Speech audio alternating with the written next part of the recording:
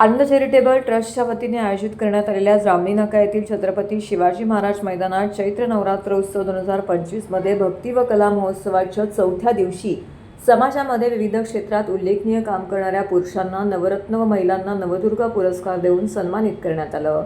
यावेळी गीतेश शिंदे, संदीप भावसार, अजित महाडकर, अनिल हजारे, सीताराम राणे, जगदीश खेरालिया, विश्वास उडगी, पंकज पाटोळे, सोहम, सचिन गायकवाड इत्यादींना यावेळी नवरत्न पुरस्काराने सन्मानित करण्यात आलं।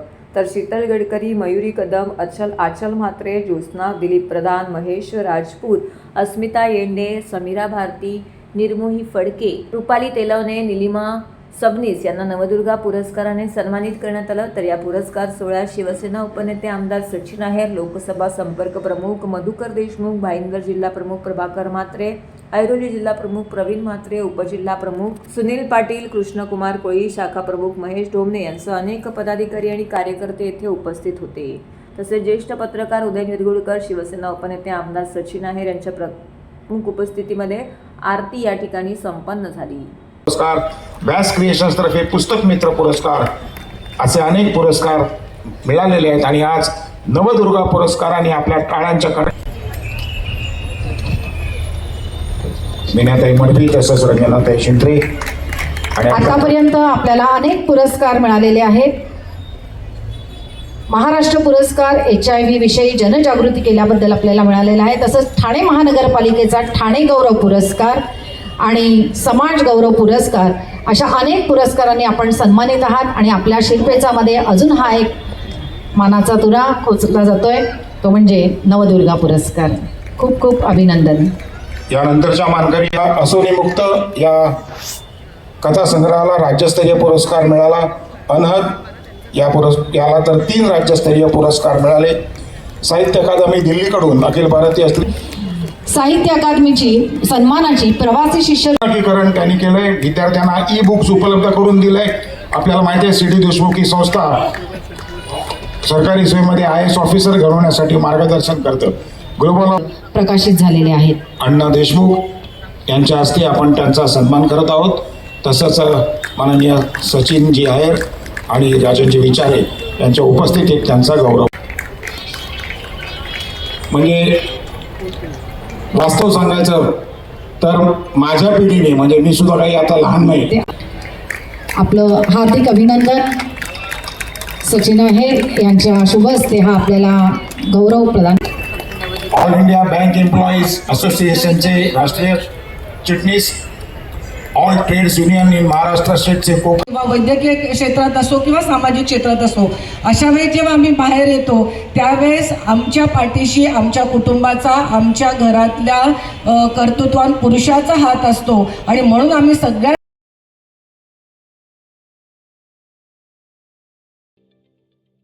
ठाणे महानगरपालिकेचे मालमत्ता कर म्हणजेच प्रॉपर्टी टॅक्स भरण्याचे आवाहन। सन 2022-23 या आर्थिक वर्षाचे मालमत्ता कराचे म्हणजेच प्रॉपर्टी टॅक्सचे बिल ठाणेकर करदात्यांना महापालिकेमार्फत आर्थिक वर्षाच्या सुरुवातीस म्हणजेच माहे एप्रिल 2022 मध्ये देण्यात आलेले आहे। तथापि अद्यापही काही करदात्यांनी मालमत्ता कर महापालिकेकडे जमा केलेला नाही।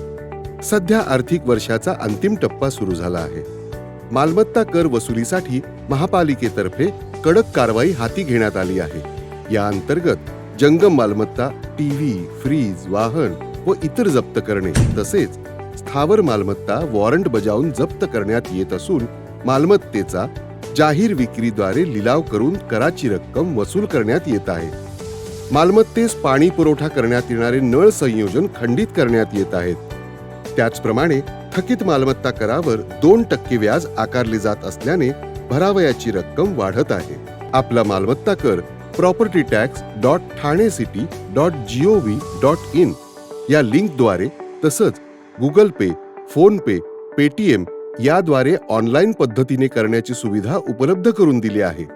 शनिवार, रविवार व सार्वजनिक सुट्टीच्या दिवशी नागरिकांना मालमत्ता कर भरणे सोयीचे व्हावे याकरता महापालिकेचे मालमत्ता कर संलग्न कार्यालय या दिवशी कार्यान्वित ठेवण्यात आलेले आहे। तरी मालमत्ता कर वसुलीची अप्रिय कारवाई टाळण्याच्या दृष्टिकोनातून मालमत्ता कर भरून महापालिकेस सहकार्य करावे। धन्यवाद।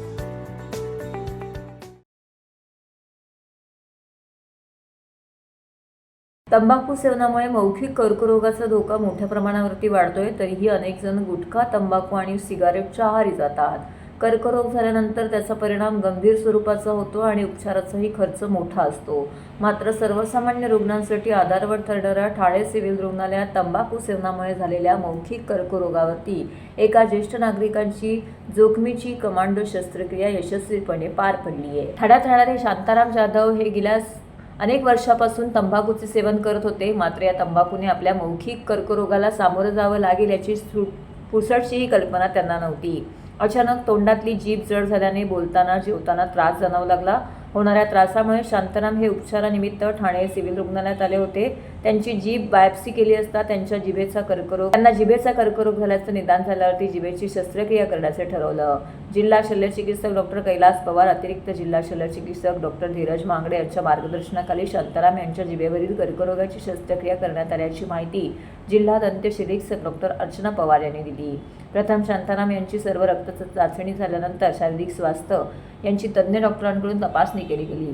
यावेळी शांताराम यांचा कर्करोग जिभेपासून मानेपर्यंत पसरला होता. त्यामुळे काहीशी जोखमीची शस्त्रक्रिया करण्यासाठी onco surgeon doctor Hitesh Singhvi यांच्या मदतीने ही शस्त्रक्रिया पार पडली आहे. ही शस्त्रक्रिया दंत शल्यचिकित्सक डॉक्टर अर्चना पवार, भूलतज्ञ प्रियांका मांगडे, डॉक्टर सुजाता पाडेकर यांनी यशस्वी केली. 70 वर्षाचे वृद्ध आमच्याकडे आले होते काही दिवसापूर्वी आणि जिभेवर काहीतरी जाळ झाली जीभ, मग खाताना थोडा त्रास व्हायला लागला. उजवली कॅन्सर होतो त्यावेळेस बऱ्याच अंशी पेनलेस असतं बऱ्याच प्रोसेस. तंबाखू खायची सवय होती आणि बऱ्याच अंशी आपल्याला सगळ्यांना माहिती आहे की तंबाखू खाल्ल्यानंतर किंवा क्रोनिक लेवलला तंबाखू किंवा गुटखा खाताना तोंडाचं कॅन्सर व्हायचे चान्सेस खूप जास्त असतात. तर याने काहीतरी मध्ये खात होते, सोडून पण दिली होती, परंतु ते जीभ जाड आल्यामुळे आम्ही एकदा बघितलं आमच्या डॉक्टरांनी, dentist surgeon doctor Archana Pawar आमच्याकडे कॅन्सर वगैरे हे ते सिंघवी म्हणून येतात. तर त्यांना डाऊट आला की कदाचित कॅन्सर असावा. बायोप्सी केली, बायोप्सीनंतर कळलं कॅन्सर आहे आणि एक मोठी सर्जरी असते. याच्यात आम्ही जिभेचा काही भाग कापतात आणि जिथपर्यंत ते लिम्फ नोड गळ्यामध्ये जे काही त्याच्या गाठी पसरलेले असतात आणि वरती मॅन्डिबल किंवा कानाजवळ पण हा एक मोठा ऑपरेशन असतो आणि याला प्रचंड खर्च येतो. आपण बाकी ठिकाणी कॅन्सर हॉस्पिटलला जर जात असू तर बरंच वेटिंग पिरियड असतं, गर्दी खूप जास्त असते आणि प्रायव्हेटला खर्च करून ऑपरेट करून परवडण्यासारखा खरोखर नसतो, प्रचंड महाग असतं. याला कमांडो सर्जरी करतात, खूप मोठी सर्जरी, 3 लेवलला सर्जरी केली जाते. ती सर्जरी अवघड आहे, परंतु आपल्याकडे कॅन्सर वगैरे येतात. आपण कॅन्सरमुक्त भारतसाठी किंवा कॅन्सरच्या ट्रीटमेंटसाठी सगळी व्यवस्था करतो आहे. कॅन्सर डिटेक्शन आणि ट्रीटमेंटची व्यवस्था इथे करतो आहे सिव्हिलला. आमच्या टीमनी एकदा ठरवलं, मला विचारलं की त्यांनी काय आपण इथे करता येईल का, तर आपण करू. बाहेरनं कॅन्सर स्पेशलिस्ट बोलून आम्ही 1-2 लोकांशी बोललो. इथे सिंघवी, डॉक्टर अर्चना पवार, आमची सगळी डेंटलची टीम यांनी, अनस्थेसिस्ट महागडे मॅडम, धीरज सर आमचे ॲडिशनल सिव्हिल सर्जन वगैरे, आम्ही सगळ्यांनी ठरवलं की हे ऑपरेशन करूया. आम्ही ऑपरेशन केलं आणि सक्सेसफुल ऑपरेशन झालं. पेशंट आता व्यवस्थित आहे. मला खरोखर अभिमान आहे या गोष्टीचा, कारण ही 5वी सर्जरी आपल्याकडे, कमांडो सर्जरी जी आहे. बाहेरून कॅन्सर पेशंट आमची एवढी धडपड असते की सगळ्यात चांगल्या ट्रीटमेंट लोकांना मिळाव्या, चांगल्या सेवा मिळाव्या आणि लोक खरोखर आमच्याकडे समाधानी होऊन जायला पाहिजे. आणि पुण्याचं पण काम आमचे लोक करत असतात. तिची एक धडपड होते आणि त्याच्यामध्ये खरोखर समाधान आहे. 70 वर्षाच्या माणसाचं आम्ही इथं ऑपरेशन करू शकलो आणि पेशंट व्यवस्थित झालं. मी आमच्या सिव्हिलची जी काही टीम आहे, स्टाफ नर्सेस असतील, ओटीचे ऑपरेशन थिएटरचे लोक असतील, आमचे मामाज असतील, मावशी असतील, आमचे स्टाफ नर्स, डॉक्टर आणि स्पेशालिस्ट, बाहेर येणारे डॉक्टर, यांना खरोखर धन्यवाद देतो की अतिशय सुंदर काम करताय आणि आम्हाला खरोखर प्राऊड फील होतं या गोष्टीचं. आणि असंच काम करत राहू आम्ही, असं मी नेहमीच सांगतो आम्हाला. आणि असंच काम करायचा प्रयत्न राहील. लोकांना खरोखर मी आवाहन करतो की मला असल्या काही गोष्टीची मदत लागली तर सिव्हिलला या, आम्ही नक्कीच मदत करू, त्यात काही शंका नाही. धन्यवाद.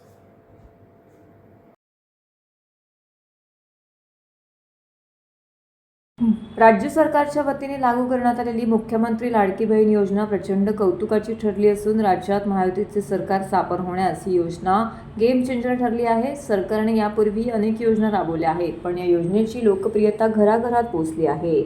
सरकारच्या वतीने स्त्री जन्माचे स्वागत करण्यासाठी माझी कन्या भाग्यश्री योजना राबवण्यात येत असून पहिल्या मुलीवरती समाधान मानणाऱ्या पालकांना 50,000 रुपयांचे अनुदान शासनातर्फे देण्यात येत आहे. लेक लाडकी योजनाही सुरू करण्यात आली आहे. त्यामध्ये मुलीच्या वयाच्या 18 वर्षापर्यंत 75,000 रुपयांची मदत शासनातर्फे दिली जाते. त्यातच आता श्री सिद्धिविनायक ट्रस्टतर्फे सिद्धिविनायक भाग्यलक्ष्मी योजना राबवण्यात येत आहे. न्यास व्यवस्थापन समितीने यास मान्यता दिली आहे. मुलीच्या जन्मास प्रोत्साहन देणे, त्यांच्या शिक्षणासाठी आर्थिक मदत करणे, मुलींच्या सक्षमीकरणासाठी प्रयत्न करणे, या उद्देशाने केंद्र व राज्य शासनाच्या स्तरावरून लेख वाचवा लेकीला शिकवा या स्वरूपाच्या धोरणाला सिद्धिविनायक गणपती मंदिर न्यासाचाही हातभार लागावा या हेतूने महाराष्ट्रातील शासकीय रुग्णालयात जन्मास आलेल्या बालकांच्या नावाने 10,000 रुपयांचे फिक्स डिपॉझिट स्वरूपात त्यांच्या मातेच्या खात्यावरती ठेवण्याची योजना प्रस्तावित करण्यात आलेली आहे. न्यास व्यवस्थापन समितीकडून अशा स्वरूपाची अभिनव योजना राबवण्यास मंजुरी देण्यात आली असून याबाबतचा प्रस्ताव शासनाच्या मान्यतेस्तव सादर करण्यात आलेला आहे. शासनाच्या मान्यतेनंतर या योजनेसाठीचे निकष लवकरच जाहीर करण्यात येतील अशी माहिती सिद्धिविनायक ट्रस्टकडून देण्यात आलेली आहे. सिद्धिविनायक गणपती मंदिर हे महाराष्ट्रातलं नव्हे तर देशातलं एक प्रसिद्ध नावाजलेलं मंदिर आहे आणि गणपती बाप्पाच्या दर्शनासाठी देशभरातून आणि बाहेरच्या देशातूनही लोक येत असतात. आता ह्या मंदिराच्या माध्यमातून सामाजिक उपक्रम आमचे बरेच चालू असतात, पण माझ्या मनात आणखी एक विषय आला की आपण डायलिसिस सेंटर चालवतो, पुस्तकपेढी चालवतो, विद्यार्थ्यांना मदत करतो, रुग्णांना मदत करतो, वैद्यकीय मदत असते महाराष्ट्रातल्या रुग्णांना. त्याच्या पुढे जाऊन आपण एक वेगळा उपक्रम राबवू शकतो की मनात माझा विचार आला आणि मी माननीय अध्यक्ष सरवणकर साहेब असतील, कोषाध्यक्ष त्रिपाठी, आमचे युवा असतील किंवा आमचं विश्वस्त मंडळाने एक पत्र मी दिलं स्वतः की महाराष्ट्रामध्ये जे शासकीय रुग्णालय आहेत ते महाराष्ट्रातले शासकीय रुग्णालय उपजिल्हा रुग्णालय आहेत, तर त्या रुग्णालयांमध्ये ज्या नवजात बालिकांचा 8 मार्चला म्हणजे जागतिक महिला दिन आपण साजरा करतो, तर 8 मार्चला महाराष्ट्रातल्या शासकीय रुग्णालयामध्ये ज्या मुलींचा जन्म होईल त्या मुलींच्या नावे आपण न्यासातर्फे मंदिरातर्फे 10,000 रुपयाचं एक डिपॉझिट आपण ठेवू शकतो अशी सूचना मी पत्राद्वारे केली. आणि काल आमची जी बजेटची सभा झाली मंदिराची, त्या मंदिराच्या बजेटच्या सभेमध्ये हा पुन्हा विषय चर्चेला गेला आणि सर्वानुमते तो मंजूर केला गेला आणि तो आता महाराष्ट्र शासनाकडे आपण मंजुरीसाठी पाठवलेला आहे. मला एक आनंद आहे की ही योजना मंजूर सर्व विश्व समितीने केली. माननीय अध्यक्ष कोषाध्यक्ष समितीने प्रशासनाने त्यासाठी पुढाकार घेतला, मंजूर झाली योजना. त्यानंतर मग ते निकष लावले जातील. त्या निकषामध्ये मग या 8 मार्चपासून या 8 मार्चला ज्या मुलींचा जन्म झाला असेल आणि किंबहुना पुढच्या प्रत्येक वर्षामध्ये ज्या मुलींचा 8 मार्चला जन्म होईल, जे निकषात बसतील ते निकष आम्ही लवकर जाहीर करू शासनाची मान्यता मिळाल्यानंतर. आणि केंद्र शासन किंवा महाराष्ट्र शासनाचं धोरण आहे बेटी बचाओ बेटी पढाओ आणि या धोरणालाच या उपक्रमालाच या मंदिरानं पुढे नेण्याचा प्रयत्न केलेला आहे. आणि श्री सिद्धिविनायक भाग्यलक्ष्मी योजना या योजना मी हे नाव दिलेलं आहे. मला वाटतं की सर्व मंदिरं सामाजिक उपक्रम करतात, वैद्यकीय उपक्रम राबवतात, पण अशा प्रकारचं शासनाच्या धोरणाला पाठिंबा देणारं आणि बेटी बचाओ बेटी पढाओ या धोरणाला पुढे नेणारं ही अभिनव योजना राबवणारं कदाचित, मी पूर्ण 100% सांगू शकत नाही, पण कदाचित हे मंदिर श्री सिद्धिविनायक गणपती मंदिर न्यास मुंबई हे महाराष्ट्रातील किंवा देशातील हे पहिलं मंदिर असेल असं मला या ठिकाणी नमूद करायचं आहे. धर्मवीर आनंद दिघे प्रतिष्ठान व महाराष्ट्र राज्याचे उपमुख्यमंत्री नामदार एकनाथ संभाजी शिंदे यांच्या माध्यमातून दरवर्षीप्रमाणे यंदाही ठाण्याच्या कोपरी परिसरातील श्री संत तुकाराम महाराज मैदानात धर्मवीर आनंद दिघे प्रतिष्ठानच्या वतीने श्री अंबेमाळ चैत्र नवरात्र उत्सव 2025चं आयोजन करण्यात आलं आहे. नवसाला पावणारी आणि भक्तांच्या हाकेला धावणारी अशी देवीची ख्याती असून 9 दिवस चालणाऱ्या नवरात्र उत्सवात ठाणे जिल्ह्याच्या कानाकोपऱ्यातून व संपूर्ण महाराष्ट्रातून भाविक भक्त देवीच्या दर्शनाकरिता येत असतात. तसेच सर्व पक्षीय राजकीय नेते, कार्यकर्ते, पदाधिकारी व परिसरातील नागरिक मोठ्या संख्येने देवीच्या दर्शनासाठी येतच असतात. 9 दिवस चालणाऱ्या उत्सवानिमित्त विविध मनोरंजनात्मक तसेच धार्मिक व सामाजिक कार्यक्रमांचं आयोजन प्रतिष्ठान व महाराष्ट्र राज्याचे लाडके उपमुख्यमंत्री एकनाथ शिंदे यांच्या माध्यमातून आयोजित करण्यात येतात. या चैत्र नवरात्र उत्सवाला भाविकांचा उत्स्फूर्त असा प्रतिसाद लाभत असून देवीच्या दर्शनासाठी अलोट गर्दी येथे पाहायला मिळत आहे. काल या चैत्र नवरात्र उत्सवानिमित्त देवीचं दर्शन घेण्याकरिता यूट्यूब व इंस्टाग्रामच्या माध्यमातून महाराष्ट्राच्या घराघरात पोहोचणारी तृतीयपंथ पूजा शर्मा खास आकर्षण ठरली. काल 4थ्या दिवशी या कार्यक्रमात मंगेशकरांचे देणे या शीर्षकाखाली लता दिदी, आशा दिदी आणि कुटुंबियांची सांगीतिक सफर सादर करण्यात आली. सदर कार्यक्रमात एकाहून एक अशी सुरेल गाणी पेश करण्यात आली. तर सदर कार्यक्रमाला लता, एकनाथ शिंदे, प्रकाश शिंदे, प्रवक्ते राहुल लोंढे तसेच महेश गायकवाड, शिवसेनेचे माजी नगरसेवक, माजी नगरसेविका, इतर मान्यवर, भाविक भक्त मोठ्या संख्येने येथे उपस्थित होते. यावेळी प्रमोद बनसोडे, रोहित गायकवाड, रीना मुदलियार यांनी या उत्सवाविषयी अधिक माहिती दिली.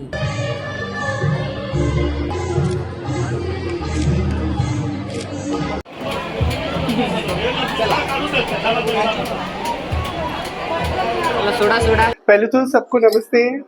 दिल से दुआ है सबके लिए, दिल से आशीर्वाद। क्योंकि हम लोग देखो बचपन से इग्नोर, हम लोग ना प्यार मांगते हैं और कुछ नहीं, हम लोग को पैसा का इम्पोर्टेंट नहीं है। कोई मुझे दिल से पुकारे मैं आ जाती हूँ। और सर से मिलना, सर की वाइफ से मिलना मेरा एक सपना था। जैसे रीना मैम मुझे बहुत मानते हैं और बहुत रिस्पेक्ट करते हैं। देखो इतने सालों में मुझे कोई पूछने वाला नहीं है। रीना दी हमेशा मुझे याद करते हैं। और मैंने सुना यहाँ पे बहुत बड़ा मंदिर और पूजा होते हैं नवरात्रि, तो मेरा बहुत इच्छा किया जो मैम प्लीज मुझे एक बार दर्शन करा दीजिए। फिर दीदी बुलाया, मैं आई हूँ। अरे आया कि इतना बड़ा आयोजन देख के मेरा दिल खुश हो गया है। इतना अच्छा आयोजन में मेरे जैसे नॉर्मल इंसान को एंट्री किया, यही तो मेरे लिए बहुत बड़ी बात है। दिल से दुआ है सबके लिए।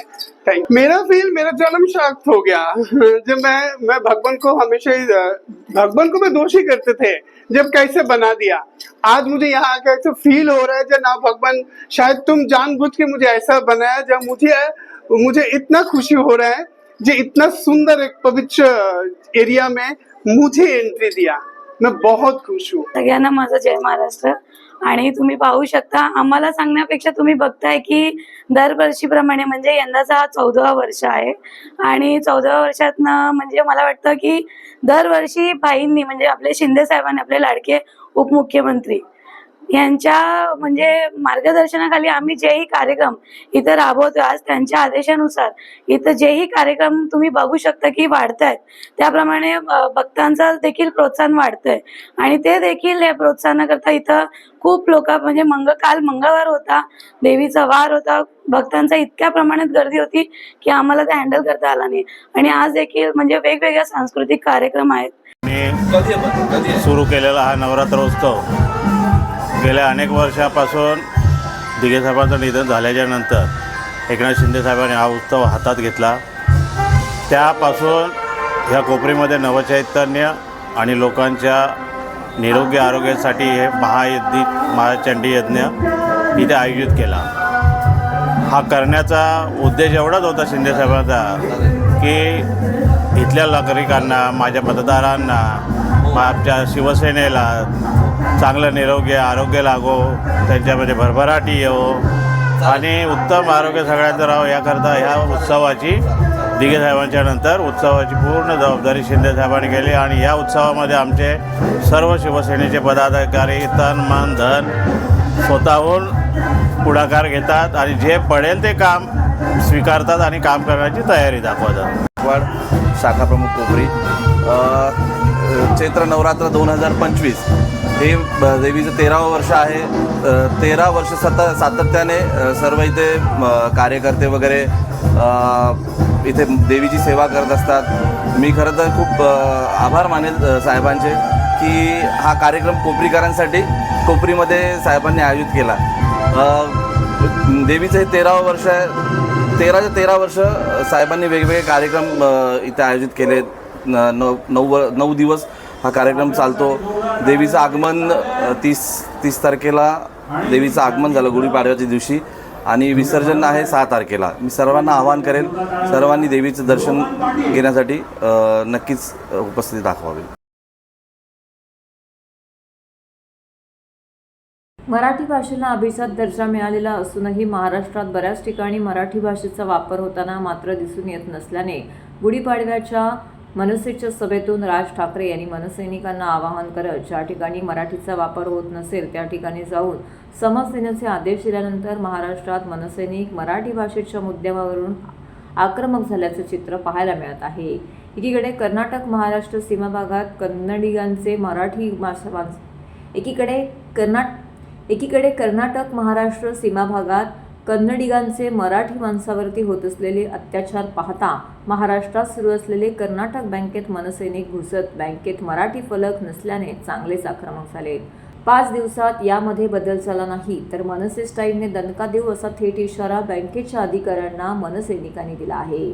आज मनसे ठाणे शहर अध्यक्ष रवींद्र मोरे यांच्या नेतृत्वाखाली सदर आंदोलन यावेळी करण्यात आले। आम्ही ऐकणार नाही आणि आरबीआयच्या गाईडलाईन्स आहे, तुम्ही आरबीआय तुम्ही वाचता ना, ठीक आहे। आता तुम्हाला आम्हाला दुर्दैव आहे की मराठी माणसालाच हे पुस्तक द्यावं लागते व्याकरणाचं, हे पुस्तक घ्या आणि इथून सुरुवात करतो। हे तुमच्याकडे किती काय स्टाफ काय स्टाफ आहे तुमचा? किती लोक आहेत? किती कोण आहेत ते? आमच्याकडे म्हणजे 20 मराठी होते. बाकी सगळे इथे आल्यावरती मराठी बोलतात. सगळे मराठी बोलतात. तिघे जण मराठी बोलतात. दुसरी गोष्ट आमची ताई तिथे बाहेर तो इंग्लिश मध्ये बोर्ड आम्ही थांबतोय तिथे. मराठी म्हणत आहे नाही आहे मराठी. मला सही करून द्या. सर एक मिनिट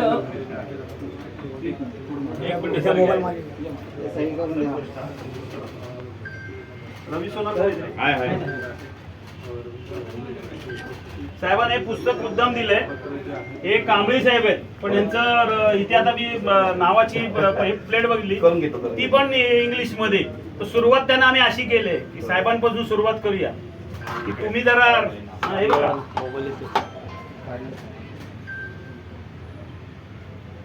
आता साहेब तुम्ही आमच्या सोबत आम्हाला दाखवा बँकेत काय काय चाललंय. आम्हाला बोर्ड सगळे बघायचे तुमच्या सोबत बघायचं. चला हे ना बाहेर जाऊ दे.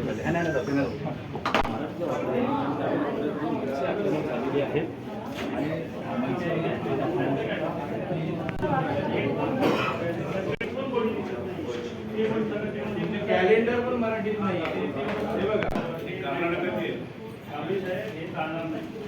महाराष्ट्र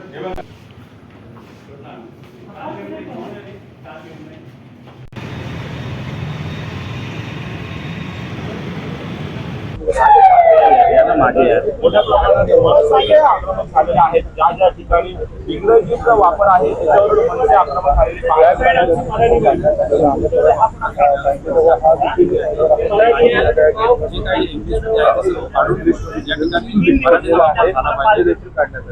आणि 5 दिवसाचा अल्टिमेट आहे तो मनसेने दिलेला आहे. आणि हे 3 दिवसाच्या आत बोलले आम्ही त्यांना 1 आठवडा देतोय. 1 आठवड्याच्या ते सगळं आहे की एक साईड मराठी असली पाहिजे. आणि हे कांबळी आहे त्यांचा हे आपले जे शाखा प्रबंधक आहेत प्रमुख त्यांचं नाव कांबळे हे मराठी आहे. म्हणून आम्ही यांना विनंती केली तुमच्यापासून सुरुवात करा. तुम्ही मराठी आहात महाराष्ट्रातल्या कुठे हे तरी मराठी दिसलं पाहिजे. तर त्यांनी हात बोर्ड आम्ही काढायला लागला. हाताचे आता लावणार नाही, परंतु हे जे बोर्ड आहेत ह्याच्यामध्ये पण एक साईड मराठी असली पाहिजे ते त्यांनी मान्य केले. तुम्हीच सांगा तुम्ही मान्य केले. त्याप्रमाणे आम्ही महाराष्ट्रात शाखा आहे तर आम्ही एक सेट जसं सांगितलं सरांनी त्याप्रमाणे आम्ही ते नक्कीच करूया.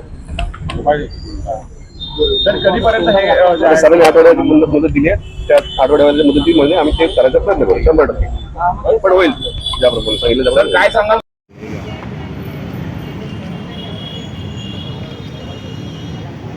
राईट आहे ना.